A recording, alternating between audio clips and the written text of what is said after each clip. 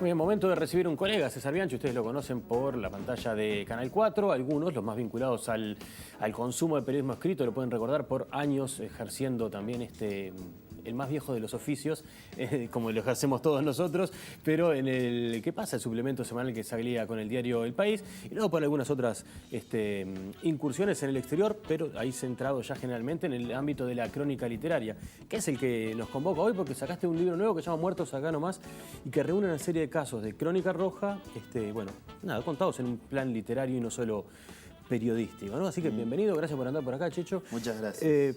Sacaste un libro que tenía que ver con las prostitutas o con la vida de las prostitutas, ahora que son casos de la crónica roja. ¿Hay algo que te llame la atención o que te guste más de estas historias? ¿Podríamos decir que están un poquito al borde? Sí, igual te salteaste. Me estoy salteando. Yo creo que te lo salteaste por tu corazón nacionalófilo. No, porque es otro borde. Lo podría haber agregado, no. También hay un libro sobre hincha de Peñarol, pero en este caso en realidad que solo me pareció que iba más a un vínculo temático más directo, si se quiere, entre estos otros dos, ¿no? Sí, sí, es verdad.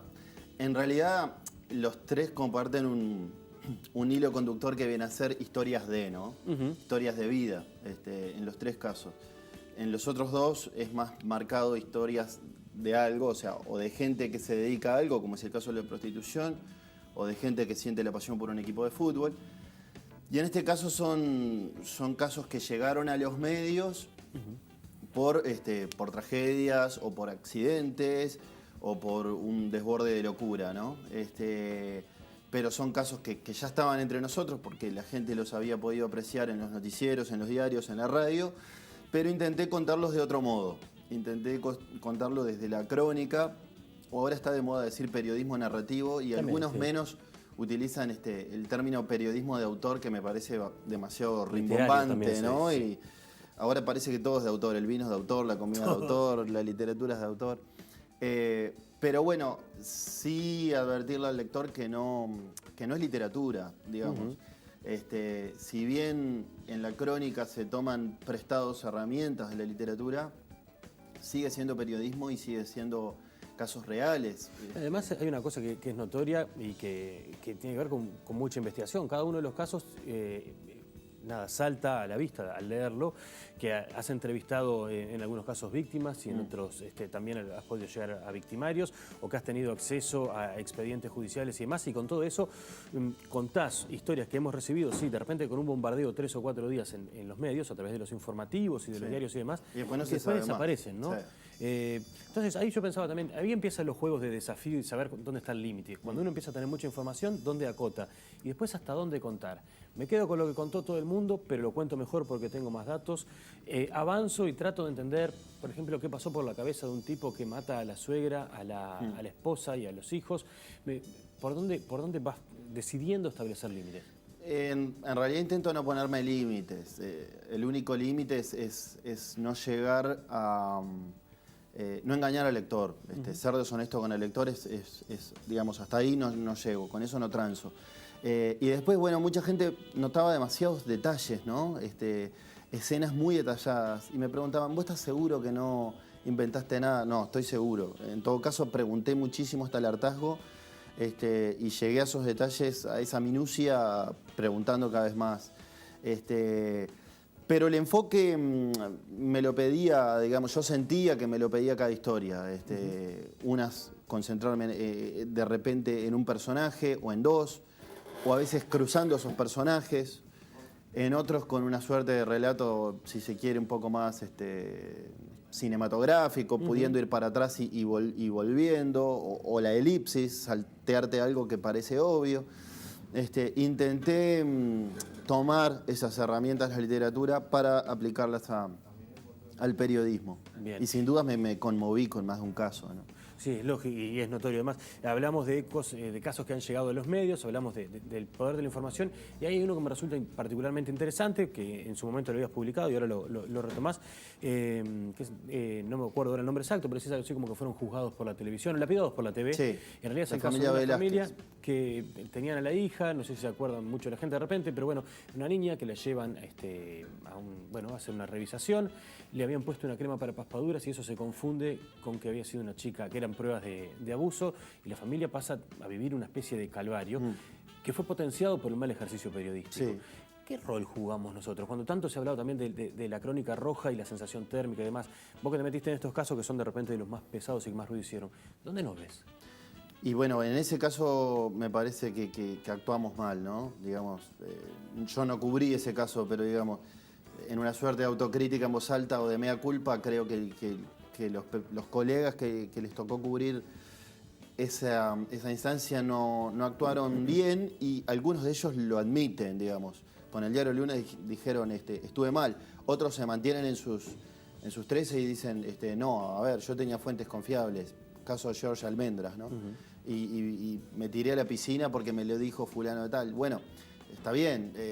La ciencia después determinó que lo que se pensó que era semen en realidad era una pomada para la paspadura de la cola y que los padres, muy lejos de haber violado y matado a su hija, vivieron, como decís tú, un calvario, pasaron una noche en un calabozo, escracharon en televisión la casa de la familia, los vecinos la destruyeron, les entraron, hasta llegaron a hacer primer plano de la cédula de la bebita que no firmaba. Uno se pregunta con qué necesidad, ¿no? O colegas que después decían, a ver, señor, demuestre su inocencia. Hasta donde todos sabemos, lo que se tiene que demostrar es la culpabilidad. Entonces, creo que está bueno también de a ratos hacer periodismo de periodistas. ¿Por qué si los periodistas hacemos periodismo de abogados, hacemos periodismo de futbolistas, hacemos periodismo de vedettes, hacemos periodismo de empresarios? ¿Por qué no hacer periodismo de periodistas? ¿Quién nos ubica en un lugar de élite que no puede ser tocada por los alcances de una investigación, no? Sí. No Sí, tiene sentido. Más cuando las consecuencias son arruinarle la vida a una familia. Sí. Que ya estaba sufriendo la desgracia de haber perdido una criatura muy chiquita para que encima una especie de horda irracional le destroce la casa acicateada por los medios. Sí. Ese era un caso que me interesaba justamente por eso, ¿no? Por ver el rol que jugamos. Y hay otro que me interesó mucho también, el de una señora que iba manejando por la calle Rivera, cuando está llegando donde se están construyendo los edificios de Rivera y Comercio, donde estaba la fábrica del vidrio. Un día de lluvia, no se sabe si es que no ve las señales o cosas así, había obreros trabajando en la calle, terminan dos obreros muriendo bajo el impacto de su auto y hay un tercero que queda herido. Pero cuando vas reconstruyendo todo el caso y cuando vas hablando con ella y demás, ella le toca estar en la cárcel y toca estar en la cárcel por homicidio. Sí. Hay dos personas que murieron por su accionar. Ella, sin embargo, considera que no pertenece y no tiene nada que ver con ese mundo. Sí. ¿Cómo la viste? ¿Cómo lo pensaste eso? Mientras yo le iba entrevistando a ella, Imelda Esqueloto notaba esa dualidad, ¿no? Por un lado, ella decía en su discurso, yo no soy más que las otras, yo no estoy en un plano distinto, pero al ratito ella misma evidenciaba que ella era un outsider que ahí no tendría que haber estado. Es más, ella confiesa que se sorprende cuando, tras declarar en la justicia, le piden las manos para esposarla. Ella dice, ¿esposarme para qué? Claro. Pensaba que iba a ir a su casa alegremente y había matado a dos personas. Sin intención, eso está clarísimo. La justicia entendió que fue sin intención. Pero está claro que todavía el sistema no permite que separemos, bueno, acá quienes cometen un crimen sin intención y acá quienes lo premeditaron o quienes tienen antecedentes. ¿Cómo se le explica eso a la familia de las víctimas? Sí. También, ¿no? Como sí, decir, claro. No, pero lo que pasa es que la señora, pobrecita, no tuvo voluntad de matar a tu viejo, decirle a alguno de los hijos que quedaron sin padre. Sí. Pero ese chiquilín va a decir y se vuelve a la casa. Claro. ¿No? Esos límites. Ahora, es interesante ese rol, esa cuestión de decir, bueno, sí, pero no pertenezco, ¿no? Yo no se lo dije a ella, me parecía que tampoco tenía mucho sentido. Pero sí lo dejé constancia de eso en el libro. Decir, hay un doble juego, yo creo que involuntariamente ella hacía eso, ¿no? Decía, a ver, yo no pertenezco a este mundo. Las amigas que hice ahí adentro quedaron ahí, incluso alguna de ellas fue liberada antes y ella después no la buscó más. Ni siquiera tuvo intención de ir a buscar al muchacho que había quedado herido, porque ella entendía que no le debía explicaciones. Y por otro lado, ella decía, bueno, está bien, yo sé que cometí un delito, sé que estuve mal, esta mochila, ¿quién me la quita? Pero después, bueno, volviendo al poder de la historia misma, ¿no? ¿Cómo termina saliendo de la cárcel? Termina saliendo por un cáncer. Entonces, cómo a veces, cuando intenté elegir las historias las elegí por su poder narrativo, porque estuvieran, a ver, en criollo, para que estuvieran buenas para contar. Claro, si no era linda para contar, Sí. perdía sentido, ¿no? Sí. ¿Cómo es, digamos, vos venís hace tiempo siguiendo el trillo del periodismo y de la crónica narrativa, literaria, de autor o con el nombre que le queramos poner? ¿En Uruguay ha empezado a haber un pequeño mercadito para eso o es un enrosque más de nosotros los periodistas? Digo porque aparecieron dos publicaciones, está vinculado con Roque, también está Quiroga, son bueno, revistas dedicadas al género, te has dedicado a moverte en el exterior y has colocado notas en Gato Pardo y en otras publicaciones más. ¿Cómo lo ves? Y veo que está en pañales, ¿no? En Uruguay me parece que todavía es incipiente el periodismo narrativo. Pero en cambio creo que no es por falta de buenas plumas. Lo dije hace unos días. Me parece que hay buenos cronistas y que estamos pichuleando, digamos, por donde podemos y tratando de ir a golpear puertas en el exterior porque no nos abren esas puertas acá. Están, afortunadamente, las honrosas excepciones de Rocket y Quiroga. Está Lento también de La Diaria. Algunas cosas hasta hace un tiempo en que pasa, grados, creo que se podía hacer periodismo narrativo y poco más. En el exterior es un furor. En el exterior hay cronistas que viven de viajar por el mundo escribiendo crónicas. Y uno no tiene más que envidiarlos, pero... Uno de ellos es el prologuista del libro, sí, Martín Caparrós. Es un sí. tipo con un nivel excelente, que tiene algunos libros ir recorriendo el mundo y haciendo crónicas. Hay uno, por ejemplo, sobre el cambio climático, que es excepcional. Sí. Y que, claro, ¿cómo llegas a contactarte con un tipo como Caparrós? Es una cuestión que llega a través de la editorial. ¿Cómo pega eso de agarrar y hablar con un tipo que está tan salado, ¿no? En realidad lo conocí porque hice un taller con él en 2009 en Colombia. Un taller en Medellín por la Fundación Nuevo Periodismo Iberoamericano. Entonces él, digamos, fue profesor mío en el taller, nos conocimos, quedó el vínculo, intercambio de mails.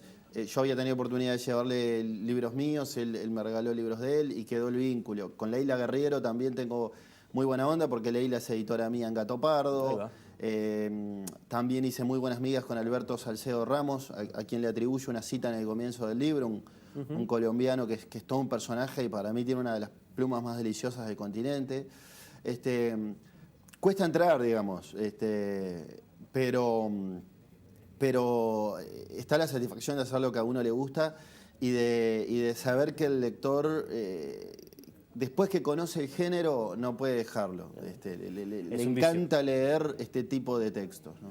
Que lamentablemente, te termino la idea, no, dale. Los directores de diarios, me parece a mí, todavía están remisos en eso, ¿no? Todavía no se han dado cuenta que ahí hay un potencial importante y que a veces se quiere competir con la televisión, con las armas de la televisión, en lugar de utilizar las armas que da la prensa escrita, que es el rigor, el contar el largo, el detalle, la descripción. La posibilidad de ambientar una historia de otra manera, ¿no? Hay un discurso, esto contémosle a la gente, también hay un discurso en algunos medios de, bueno, la gente quiere leer poco. Sí. Y entonces hay que escribir cortito así y poner fotos grandes. Y la gente infografías, grandes fotos, dibujos. Si quieren ver fotos, dibujos y cosas así, las ves mejor en movimiento en internet, por ejemplo, que plasmado en una hoja, ¿no? Claro. Pero bueno, eso son discusiones periodísticas y son cosas que nos enroscan a nosotros. Checho, gracias por la visita. Un placer. El libro se llama, les recuerdo, Muertos acá nomás, lo editó Sudamericana, lo consiguen en cualquier librería, ya en cualquier librería no, porque hay algunas en las cuales está agotado, pero el que le guste el periodismo, como decíamos, narrativo, literario, de autor,